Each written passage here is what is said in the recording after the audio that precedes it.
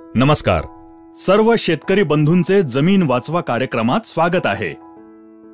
आपल्या गावात जी पण जमीन आहे त्या सर्व जमिनीमध्ये जर आपण एकाच प्रकारचे बीज, खते, एकाच ठिकाणचे पाणी दिले आणि एकसारखी मेहनत केल्यानंतर सुद्धा एकसारखे पीक येईल का?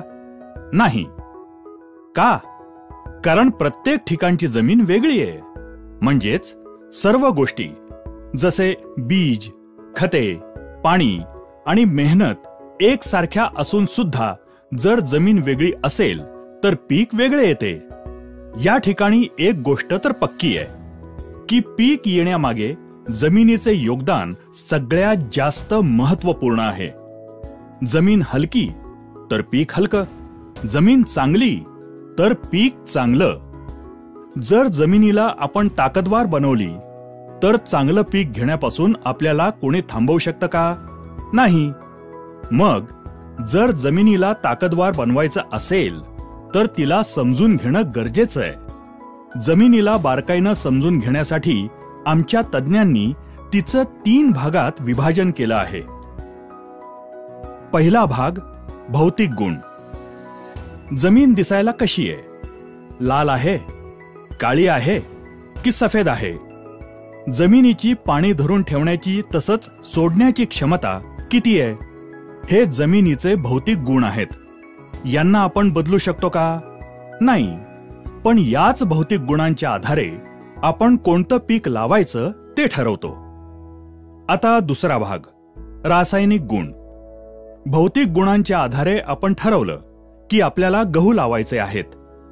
आता समजा गव्हाच्या पिकाला 50 किलो नायट्रोजनची गरज आहे आणि जमिनीत 25 किलो नायट्रोजन उपलब्ध आहे. तर शेतकरी काय करेल? 25 किलो नायट्रोजन विकत आणून जमिनीत टाकेल.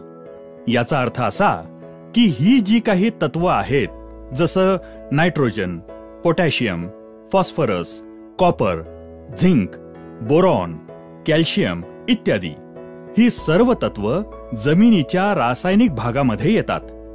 त्यावरच आजपर्यंत शेतकरी काम करत आला आहे. या तत्वांवर काम करण्यासाठी शेतकऱ्याकडे 2 मार्ग आहेत. एकतर शेतकरी रासायनिक खते किंवा बाजारात उपलब्ध असलेल्या उत्पादनांच्या माध्यमातून ही कमतरता भरून काढतो, नाहीतर शेणखत किंवा कंपोस्ट खत या माध्यमातून भरून काढतो. आता शेणखत किंवा कंपोस्टमध्ये काय आहे? तर यामध्ये सर्व तत्वांचे भांडार आहे जे या खताच्या माध्यमातून पिकाला मिळते. याचा अर्थ हा की आत्तापर्यंत शेतकरी किंवा जेवढ्या पण कंपन्या आहेत त्या याच भागावर काम करत आल्या आहेत. तो म्हणजे दुसरा भाग जमिनीचे रासायनिक गुण. म्हणजेच किती तत्व उपलब्ध आहेत आणि पिकाची गरज किती आहे त्यानुसार तत्व कमी जास्त करणे. आता आपण बघूया की भौतिक गुण आणि रासायनिक गुण यांच्या व्यतिरिक्त तिसरा भाग काय आहे आणि आपल्याला तो जरुरी आहे का? आणि हो, त्यानंतरच आपण त्यावर काम करायचं की नाही ते ठरवूया. तिसरा भाग ज्याला आपण म्हणूया जैविक गुण. जेवढे पण जीवाणू आहेत ते जमिनीच्या जैविक भागामध्ये येतात. आता हे जीवाणू आपल्यासाठी गरजेचे आहेत का? हे माहिती करून घेण्यासाठी आपण काय करू शकतो?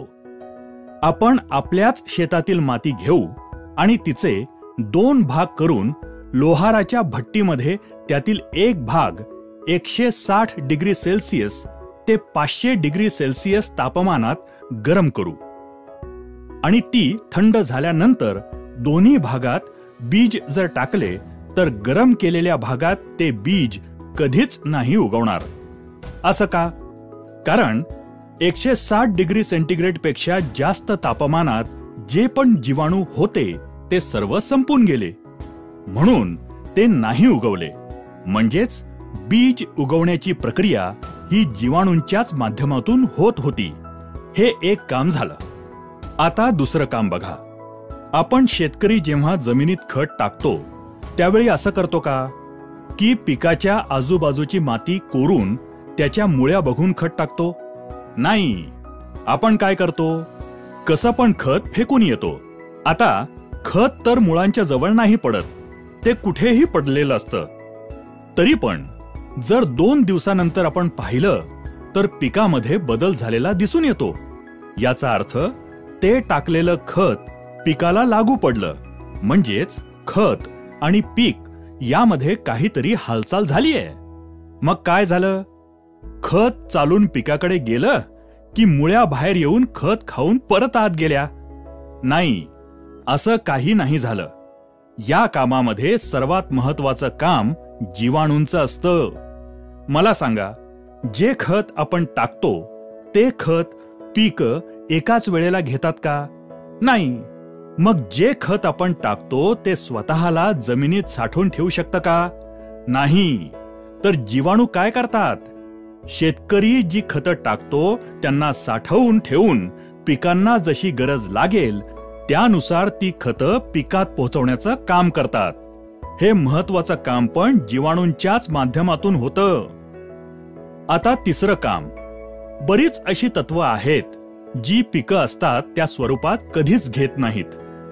तुमच्या भाषेत सांगायचं तर समजा गहू घेतले. गहू आपल्या खाण्यासाठी असतात. जर मी तुम्हाला 1 प्लेट भर गहू खायला दिले तर तुम्ही खाणार का? नाही. तर काय करणार? त्याचं पीठ कराल, त्याची चपाती बनवाल आणि मग खाल. याचा अर्थ असा की ज्या स्वरूपात आहे त्यातून दुसऱ्या स्वरूपात बदललं तरच खाऊ शकणार.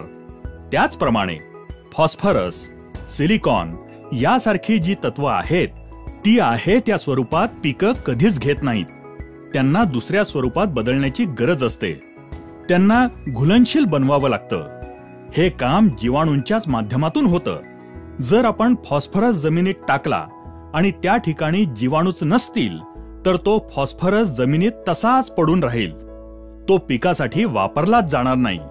आणि तुम्ही विचार कराल, मी तर पिकात टाकलंय तरी पण फॉस्फरसची कमतरता का आली? मग तुम्ही काय करणार? परत फॉस्फरस आणून टाकणार आणि असं केल्यानं आपला खर्च वाढतो. याचा अर्थ हा की ही सर्व तत्व उपलब्ध स्वरूपात पिकांमध्ये पोहोचवण्याचं महत्त्वपूर्ण काम जीवाणूंच्याच माध्यमातून होतं. आता कार्बन आणि नायट्रोजनच्या संबंधाबाबत तुम्हाला कल्पना आहे का? तर बघा, पिकाला सगळ्यात जास्त प्रमाणात जे तत्व लागतं ते नायट्रोजन. पण जमिनीत जितक्या जास्त प्रमाणात कार्बनची आवश्यकता असेल तितके नायट्रोजन पिकांना चांगल्या प्रकारे उपलब्ध होते. अर्थातच जमिनीतील कार्बनचे प्रमाण कमीत कमी 1% ते 1.5% असणे आवश्यक आहे. तसेच पिके आणि माती परीक्षणानुसारही त्याची मात्रा ठरवता येते. आता शेतकरी काय करतो? नायट्रोजन टाकून सुद्धा नायट्रोजनची कमतरता दिसून आल्यानंतर पुन्हा नायट्रोजन आणून शेतात टाकतो. खरं तर शेतात कार्बनच्या कमतरतेमुळे पिकात नायट्रोजनची कमतरता आली आहे. आता जमिनीत जर कुठलेही तत्व जसे nitrogen, phosphorus, potash, copper, zinc, sulphur या व्यतिरिक्त कुठलेही तत्व कमी असेल तर आपण बाजारातून विकत आणून टाकू शकतो. पण कार्बनची कमतरता असेल तर तो बाजारात विकत मिळतो का? नाही. कार्बन जमिनीत उपलब्ध करण्याचा एकच मार्ग आहे, शेणखत किंवा कंपोस्ट खत. आता हे शेणखत किंवा कंपोस्ट खत काय आहे? हे मोठ्या पातळीवरचं तत्वांचं विघटन आहे. शेणावर प्रक्रिया होऊन ते खतामध्ये परावर्तित होतं आणि जो काही शेतातील काडी कचरा, पालापाचोळा हा मोठ्या पातळीवर कुजल्यानंतर कंपोस्ट तयार होतं. जेव्हा शेतकरी हे सर्व शेतात टाकतो तेव्हा जीवाणू त्यावर प्रक्रिया करून या खताचं सूक्ष्म पातळीवर विघटन करून त्याच्या आतमध्ये जी तत्व असतात ती काढून पिकांपर्यंत पोचवल्यानंतर जो भाग उरतो तो कार्बन असतो. याचा अर्थ हा की जमिनीमध्ये कार्बन उपलब्ध करण्याचे सर्वात महत्वाचे काम पण जीवाणूंच्याच माध्यमातून होते. आता पिकांच्या वाढीसाठी हार्मोन्सची आवश्यकता असते. रोपांना फुलांवर येण्यासाठी आणि फुलाला फळामध्ये बदलण्यासाठी सुद्धा हार्मोन्सची आवश्यकता असते. हे हार्मोन्स तयार करण्याचे काम सुद्धा जीवाणूच करतात. आता रोपाला वेगवेगळ्या आजारांपासून, कीटकांपासून बचाव करण्यासाठी स्वतःमध्ये औषध तयार करायची असतात. बघा, कधी कधी आपल्या शरीरावर काही कापलं तर बिना औषधानं ते बरं होतं. कधी कधी एखाद्या तंदुरुस्त माणसाला जर ताप आला तर बिना औषधानं तो बरा होतो. कारण आपलं शरीर आतल्या आतमध्ये औषधे त्यासाठी बनवत असतं. त्याचप्रमाणे पिकामध्ये ही जी काही ताकद आहे ती जीवाणूंच्या माध्यमातून तयार होते. आता पहिल्यापासून बघितलं तर बी उगवण्याचं काम, आपण जी खते टाकतो ती स्वतःकडे साठवून पिकांपर्यंत पोहोचवण्याचं काम, तसंच तत्वांना दुसऱ्या स्वरूपात बदलून पिकांपर्यंत पोहोचवण्याचं काम, तसंच कार्बन जमिनीत उपलब्ध करण्याचं काम, जोडीने हार्मोन्स बनवण्याचे काम आणि औषधे तयार करण्याचे काम, ही सर्व महत्त्वपूर्ण कामे याच जीवाणूंच्याच माध्यमातून, याच जमिनीच्या जैविक गुणांच्या माध्यमातून होतात. तर आता मला सांगा, आजपर्यंत शेतकऱ्यानं या जैविक भागावर किती काम केलंय? मी शेतकऱ्याला एक प्रश्न विचारतो की शेतीचा मजूर कोण आहे? तर शेतकरी म्हणतो, मीच शेतीचा मजूर आहे. मीच दिवस रात्र शेतामध्ये राबत असतो. जर शेतकरी मजूर आहे तर मी शेतकऱ्याला हातात एक बी देतो. शेतकरी स्वतः त्याला अंकुरित करू शकतो का? नाही. शेतकऱ्याच्या खिशात 100 गोणी खत आणून शेतात टाकण्याची क्षमता असेल, पण तो एकतरी खताचा दाणा उचलून पिकामध्ये घुसवू शकतो का? नाही. तर मग शेतकरी शेतीचा मजूर आहे का? नाही. शेतकरी फक्त सप्लायर आहे. शेतीची जी पण गरज आहे, शेतकरी फक्त ते सप्लाय करायचं काम करतो. खरा मजूर तर जीवाणू आहे, जो शेतात जमिनीमध्ये काम करून शेतकऱ्याला पीक आणि उत्पादन देतो. याचा अर्थ हा की शेती हा शेतकऱ्याचा कारखाना आहे आणि त्याचा मजूर आहे जीवाणू. आणि आजपर्यंत शेतकऱ्याला हे माहिती नाही की याचा खरा मजूर कोण आहे. तर बघा, आजच्या तारखेला शेतामध्ये आपल्याला काय समस्या आहेत? जे बी आपण लावतो ते नीट उगवत नाही. जी रोपं उगवतात त्यांचं पोषण चांगल्या प्रकारे होत नाही. रोपांना फुलं चांगल्या प्रकारे येत नाहीत. जी फुलं येतात ती चांगल्या प्रकारे फळात परावर्तित होत नाहीत. शेतीत रोगराई वाढलीये. या साऱ्या समस्या, ही कामं जीवाणूंच्या माध्यमातून होत होती, ती आज होत नाहीत. आज माझ्या माहितीप्रमाणे एखाद्या मेलेल्या माणसाला जर 10 लाख रुपयांचं इंजेक्शन दिलं तर त्यामध्ये काही हालचाल होईल का? नाही. 50 लाखाचं द्या, 1 कोटीचं द्या, 10 कोटींचं द्या. आता बघा, 10 लाख किंवा 10 कोटी याला सुद्धा काही किंमत आहे. तरी सुद्धा आपल्याला काहीच रिस्पॉन्स मिळत नाही. याचा अर्थ हा की रिस्पॉन्स हवा असेल तर जीव असणं गरजेचं आहे. जेवढा जीव असेल तेवढा रिस्पॉन्स वाढेल. तर आज आपण शेतामध्ये फक्त इंजेक्शनवर काम करतोय, रासायनिक भागावर काम करतोय. जमिनीचा जिवंतपणा जागृत ठेवण्यासाठी काहीच काम केलं नाही. समजा एखादा कारखाना आहे आणि त्या कारखान्यात 100 मजूर काम करतात. 100 मजूर एकूण 10 टन उत्पादन काढतात. आता त्या कारखान्याच्या मालकानं त्या मजुरांकडे दुर्लक्ष केलं.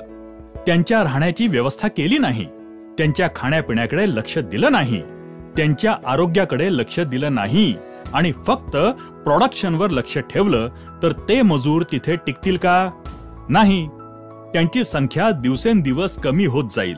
100 वरून त्यांची संख्या 30 वर आली आणि मालकाला 10 टन उत्पादन हवे असेल तर मालक काय करतो? कच्चा माल आणून कारखान्यात टाकतो. आता मला सांगा, 100 मजुरांकडून होणारे 10 टन उत्पादन 30 मजुरांकडून होईल का? नाही. मालकाने कच्चा माल वाढवलाय. खरं तर मजुरांची संख्या वाढवायला हवी. त्यांची काळजी घेतली तर 10 टन काय, त्यापेक्षा जास्त उत्पादन काढता येईल. आज शेतात सुद्धा हीच परिस्थिती आहे.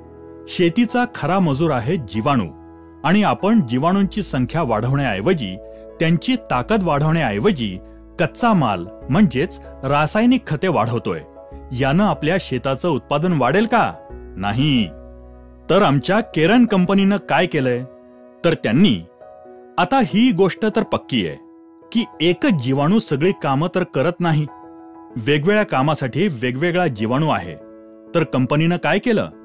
जमिनीत फायदा करणारे जेवढे पण जीवाणू असतात ते सर्व जीवाणू शोधून काढले आणि त्या सर्व जीवाणूंची संख्या जमिनीत कशी वाढवता येईल, तसंच त्यांना काम करण्यासाठीचे वातावरण कसे तयार करता येईल यावर प्रयोगशाळेत संशोधन करून बायो ऑर्गॅनिक सॉइल सोल्युशन, बॉस, ओरिकेन, ओनिटॉन आणि कॅमिटॉन हे तंत्रज्ञान विकसित केले.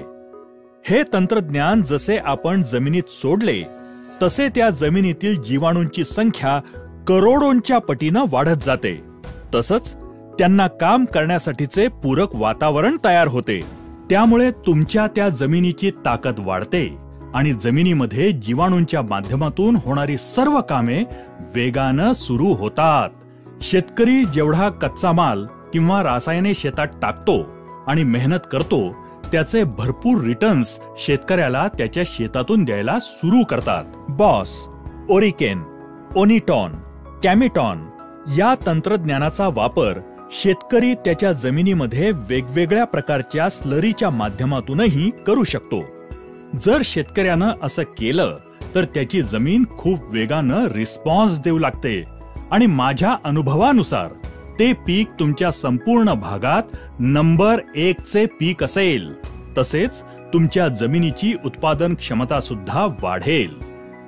मी शेतकऱ्याला एक गोष्ट नेहमीच सांगतो की पहा, तुमचं अर्ध आयुष्य गेलं कोणतं खत चांगलं आहे, कोणतं बी चांगलं आहे हे शोधण्यात, आणि आज पण तुम्ही शोधतच आहात. 3 महिने जर तुम्ही आम्ही सांगतो तसं केलं तर माझा दावा आहे की त्यानंतर तुमचा शोध संपेल.